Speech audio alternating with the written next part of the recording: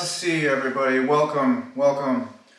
Well, I've got a heavy update regarding getting off of Suboxone and dealing with this once and for all is the hope and desire. I'm going to treatment, I'm going to inpatient here on December 1st, in a little bit less than a week.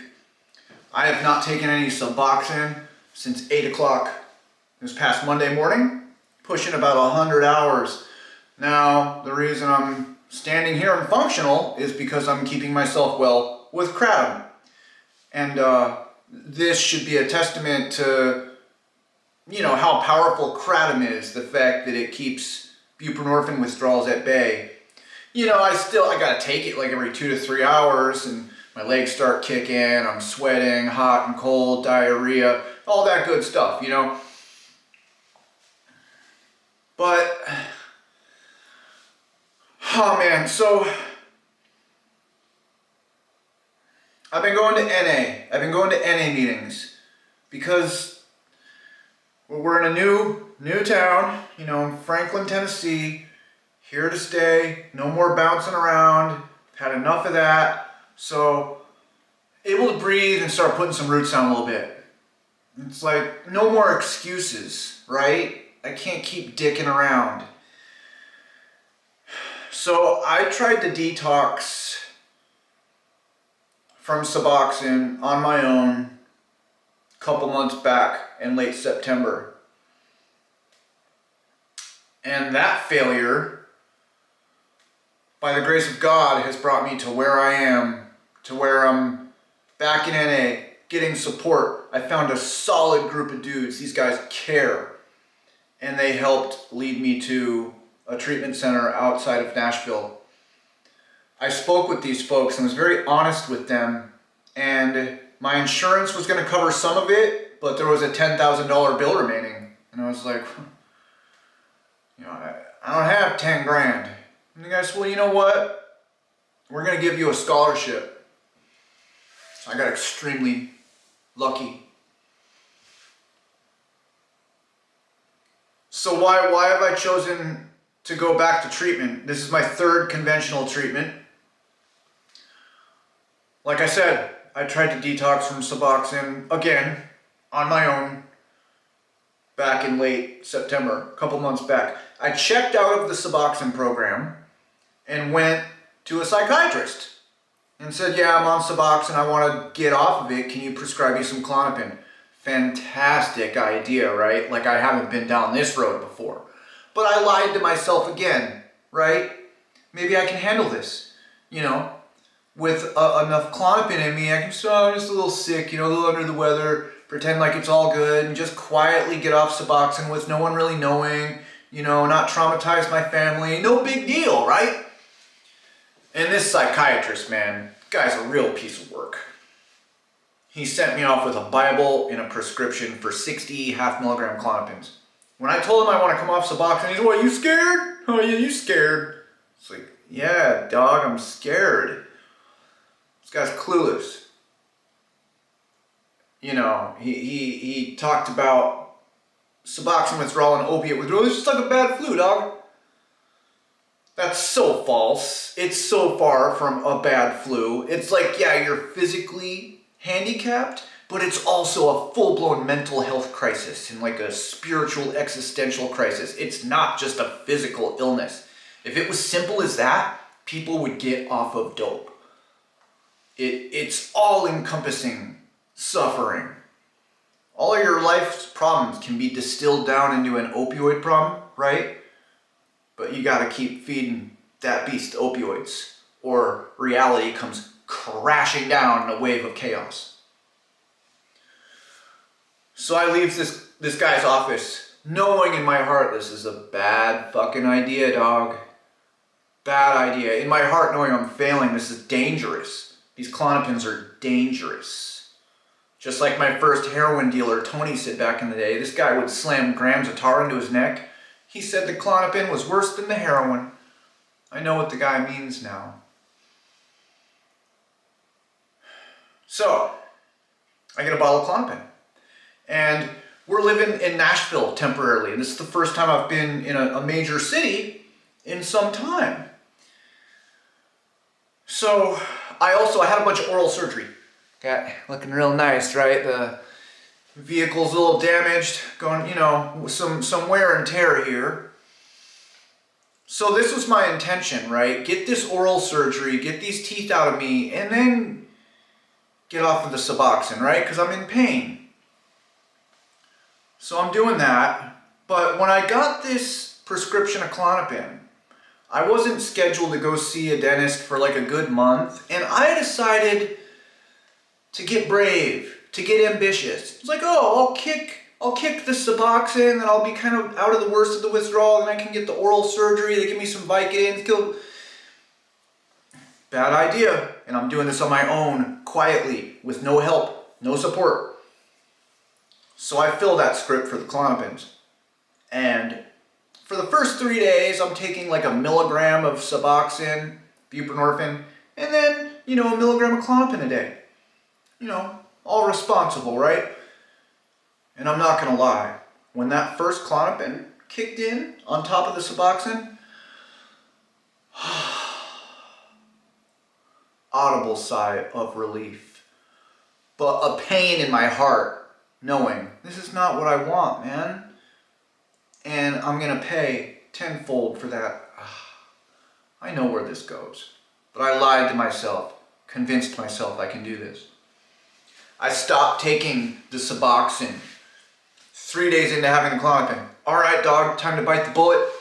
Stop the Suboxone, get through this. The buprenorphine withdrawal, the Suboxone, you don't start getting really sick until like 60, 72 hours in. And at about the 60-hour mark, I start getting sick, so I keep taking Clopins. Who knows how many. To where I'm 3 sheets to the wind on Clopin, judgment is entirely out the window, I'm alone, I'm vulnerable, and I mean, let's not beat around the bush, right? Like, this has impacted my marriage in a very negative fashion. My wife is not a drug addict. She has had to endure this selfish malady that I've struggled with for so long. She's seen me fight and try all kinds of bullshit, just to end up relapsing, back on Suboxone. Become bitter, resentful, hopeless. And I don't like that. I don't like that, man. I don't want that. I don't want to be resentful and bitter and hopeless and angry. I'll tell you this, even being off the Suboxone for 100 hours, albeit I'm on Kratom, my mood is already way better. Something about that buprenorphine makes me feel hostile. Just snap, short fuse. I remember being real mean to some young coworkers when I was working in this kitchen in California. Like, who am I? Fucking yelling at these kids like I'm Gordon Ramsay and going home and feeling bad. So, 3 sheets to the wind on Clopin. I had gone to visit an oral surgeon in Nashville. Get there, realize it's right off of like a busy highway underpass. I can tell right off the bat, bad idea. It's kind of a bad area. It's like a strip mall dentist. This type of places have hurt me before. I just went in, I made the appointment, so whatever. Go in, check it out. Didn't end up doing anything there. While I was there, I noticed there were panhandlers on the side of the highway. Clearly, they're gacked out on fentanyl and clear. The vast majority of our homeless population is gacked out on fentanyl and clear. This isn't just fallen on some hard times and lost a job. All of these people on the street are strung out on these toxic drugs. This fentanyl is designed to maim and kill. So I see these people I haven't seen any panhandling drug addicts in a while. Kind of tuck that in the back of my head. 3 a.m., 3 sheets to the wind on Clopin. I remember those panhandlers on the side of that highway. They only live like a mile from there right now, right? I get in the car, drive myself down to this sketchy area at 3 a.m., park a ways away, on foot, approach this highway underpass. People are living under the bridge. There's some activity at 3 a.m., right?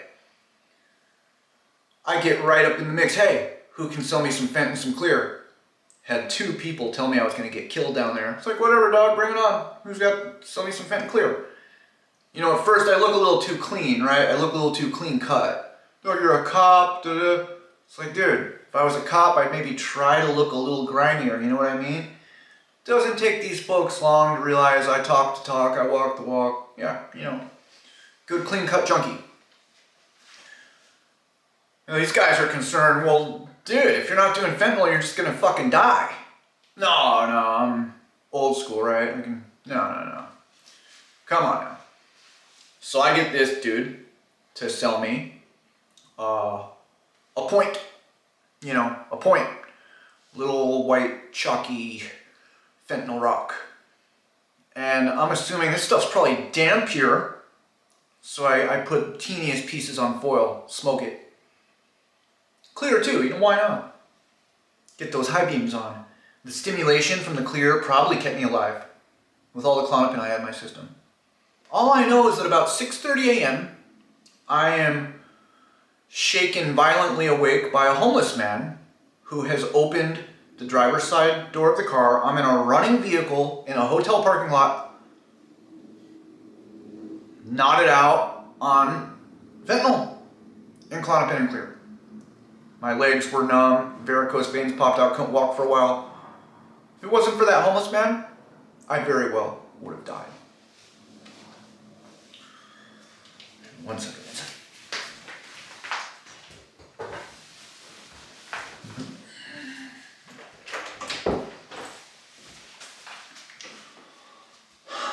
You know, the video I made before this, I posed the question, you know, understanding this beast of opioid addiction, is there a possibility if I try to kick again, I'm just going to freak out and go relapse on this fent and die? Even though that's not what I want? It's exactly what happened. Now, if I hadn't had all that Clopin in me, I do not think I would have made that terrible decision. You know, I probably would have just gotten some kratom or gotten back on the Suboxone and realizing, oh, it's too much, I can't handle it. But because I was totally blacked out on Clopin, I went and relapsed, and I relapsed fucking hard. This went on for a couple days. You know, I went back down there a couple fucking times. So that was a major wake-up call. I know so many people who have died just recently. Rest in peace, Luke G from Luke G TV, his Narcotic Savant YouTube channel. He recently passed from an overdose. He was struggling, trying to get off Suboxone, trying to get clean. Went and relapsed like I did. He didn't make it. My old drug buddy Larry Cohn, the New York Jew, as he called himself back in Seattle, fent, dead. You know, the other cat who has the Fentanyl Anonymous channel, he relapsed, almost dead. This stuff is designed to maim and kill. So maybe it's by the grace of God that I survived that. And I've had to get very, very honest. You know, there's not going to be some magical thing that occurs that takes this thing from me. I need to be responsible for it. I have to be accountable. And if that means insulating myself with other sober guys who care in a 12-step program, so be it, man. So be it. And that's what I've done. And the program is solid out here. I've met a solid group of dudes. They led me to this treatment center. So I'm insulating myself. I'm getting support and accepting that this is something that I don't think is going to go away, man. You know, the false seed of hope that the Ibogaine planted when I did Ibogaine, I thought I'd found the magic bullet. This is the cure. This is it, right? Not it. There is nothing that cures this. It's a part of me. It's a part of me. But I need to starve it. I can't keep feeding it. I'm working on viewing my relationship with pain in a different manner and suffering. I've been trying to live a life with the absence of pain. And as the nature of reality is paradox, I have inadvertently increased my pain and suffering by running from it and denying it and trying to band-aid it. So, if you're struggling, please just get yourself to a safe place, man. I've been trying to do this on my own for so long and have failed again and again and again. This is going to be my third conventional treatment. Now, the first time I went to treatment when I was 22 and got involved in 12-step and lived in an Oxford house, it saved my life, put together a great life. I made it 18 months before I relapsed. That was back when I was like 24. I'm 42, man. It's been a long time since I've had a true stretch of abstinence in sobriety and peace. Post-Ibogaine, I wasn't slamming dope and taking Suboxone, but I was doing everything else under the sun. I was totally whacked on Ibogaine. That doesn't count. I wasn't sober. Lying to myself. Lying to myself.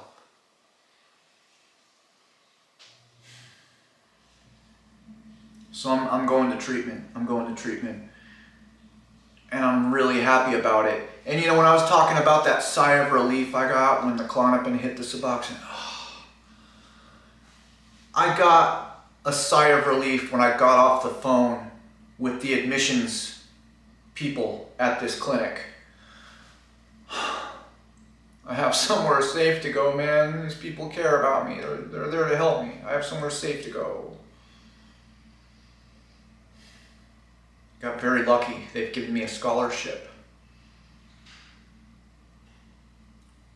And, for years I've been in and out of 12-step meetings, hearing things like one day at a time.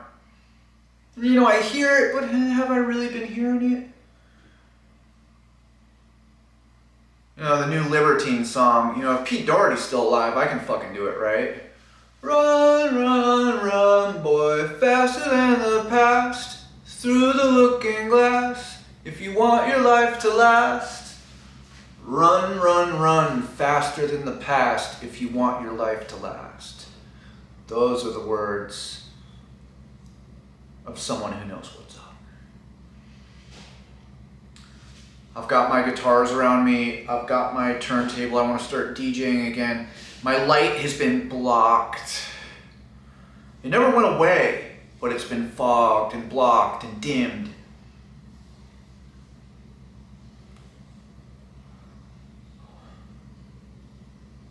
So this is it, man. The idea that I was going to be able to do this on my own, and I'll document day by day detox for a YouTube channel. No, man, I'm going to treatment.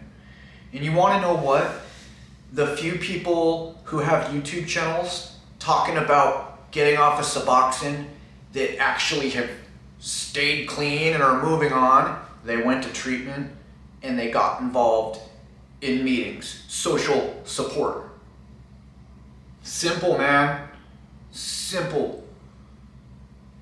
As an addict, I love to complicate things. Overanalyze it. It can't be this simple. I remember my good buddy Ryan, who I met at the Ibogaine clinic. I was talking to his dad about, the next Chiantos or whatever, the herbal remedy that was supposed to get you off dope that Richie was hustling. It's like, oh yeah, this hot new thing. He looked at me, he's like, you know what, Ian? At some point, you just have to stop. You just have to stop. There isn't some magical thing that's going to fix this. You have to stop. Easier said than done, right? But at the end of the day, it's as simple as that. Can't do it alone. So I have found support. I'm insulating myself. I'm going to an NA convention, this meeting. I'm insulating myself. And I intend to start working at this treatment center in admissions in the next year. Put it one day at a time, one foot in front of the next. I'm gonna keep in touch with them, and when I'm good and stable, I'm getting a job at this place. And I intend on completing my dream that I've had for years of opening supportive, kind of sober living situations specifically tailored for people who are ready to get off of Suboxone. Because so many people get caught in the Suboxone trap, right? Listen, man, you know, I've changed my life, right? Like, for a long time, my identity was totally wrapped up in the drug game. Since leaving Seattle, I've changed my identity. I'm a cook. You know, I moved from the ground up, busting my ass in the dish pit, to a line cook and prep cook, working in nice restaurants, doing good stuff. You know, learning my emulsions and stocks, rocking out lines. I'm a kitchen cat, man. I moved my way from the ground up. I'm a cook. I'm a guitarist. I'm ripping guitar. I'm a musician. I'm a father. I'm a husband, brother. I have changed my identity. But you know what? The drug addiction doesn't give a fuck about any of that. It doesn't care that I've moved. It doesn't care that I started cooking, practicing more guitar. It doesn't give a fuck. Whatever it is nothing short of demonic and wants me dead, apparently. I don't know, man, you know? So, what is God? I don't know, man. It's all a mystery, but right now I'm finding it with the close relationships I'm making with people who care. You know, I find God in music and nature, and I know there's a light that does not extinguish. So I'm here to tell you, my friends, that for the first time in quite a long time, I have hope, I have gratitude, and I am so grateful for this opportunity to be able to go somewhere and safely get myself off of this. They have a family program that hopefully my wife is going to be able to participate, because I've done damage to her, man. You know, let's not beat around the bush, you know. When we're strung out on dope, we damage the people around us. My energy has been dark and hostile, you know. Our energy bounces off of one another. The light, chill person I was at one point, that's been gone for a while, and it's really saddens me. Wow, I'm this bitter guy, right? So this is where we're at. And I'm hoping, you know, to be able to start doing some more positive videos talking about moving forward, right? A little bit of positivity. The darkness is always going to be there, you know, and I've found comfort in the darkness because familiarity is comfortable, right? You know, I told this Christian psychiatrist, you know, at this rate, I think I have a much more intimate relationship with the devil than with God. He looks scared. I don't want to be scary, man. I want to be kind and gentle and loving. This world, man, needs us right now. It needs us. It needs solid, strong people that want to be helpful. Sorry, you know, I'm not going to get too far ahead of myself. I still need to go check into this place, but I, without a doubt, 2 p.m., December 1st of this year, 2023, I am entering inpatient treatment for the last time. Much love and peace. Take care of yourself.